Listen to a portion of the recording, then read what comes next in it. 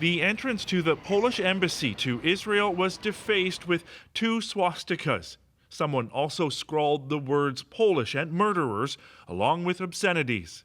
The graffiti has now been removed, but it comes right in the middle of a dispute between Israel and Poland over a controversial piece of legislation passed by the Polish parliament earlier this month. It's now illegal to say that Poland bore responsibility for the atrocities committed by Nazi Germany during the Second World War. Implying that the Polish nation was complicit in the Holocaust could lead to fines or up to 3 years behind bars. Israeli leaders have criticized the Polish law.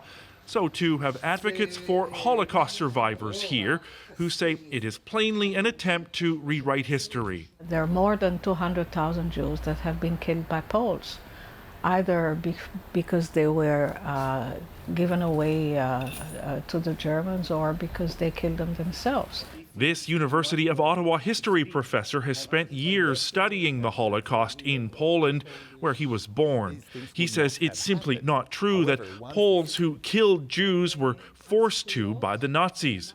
In Israel for a conference this week, he spoke about his upcoming book on the Polish Blue Police. It's about 20,000 people who were armed and who inflicted horrific suffering on the Jews. Assertions like that, Grabowski says, are exactly what the Polish government is trying to stifle. They cannot refute historical evidence. What they can do is they can try to silence people.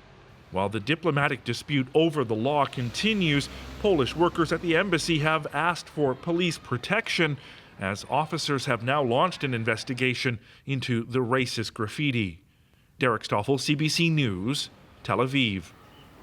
This is likely not the first time you've heard of Poland's controversial new Holocaust law. It's seen by some as an attempt by the ruling Law and Justice Party to protect the country's reputation abroad. But it begs the question, why now? Why more than 7 decades after the end of the Second World War? What is the new law? Well, it criminalizes any public statements suggesting Poland was responsible for Holocaust-related crimes. The punishment? A fine or up to 3 years in prison. At its very core are words you've probably heard before.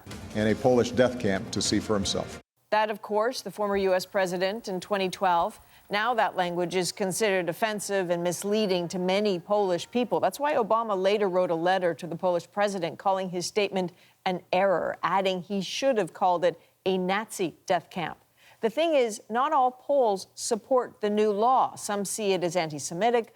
Others say it's a blow to freedom of speech and comes from a government that has really cracked down on freedoms.